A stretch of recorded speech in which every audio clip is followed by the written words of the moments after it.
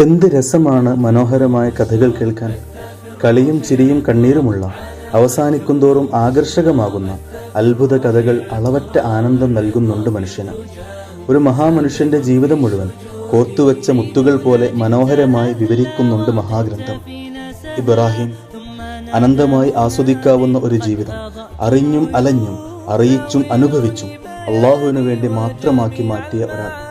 കണ്ണീരുപോലും കരയുന്ന കഥയുടെ താളുകൾ ഇബ്രാഹിം അലൈഹിസ്സലാമിന്റെ ജീവിതത്തിന്റെ അടരുകളാണ്.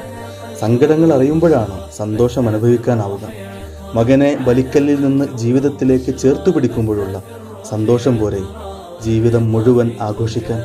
ആഘോഷമാക്കണം നമ്മുടെ പെരുന്നാൾ. ആനന്ദിക്കണം. ഇഷ്ടമുള്ളവരുടെ കൂടെ ഒരുമിച്ചിരിക്കണം. ഒരുപാട് നേരം ഇരിക്കണം. നല്ല വാക്കു പറയണം.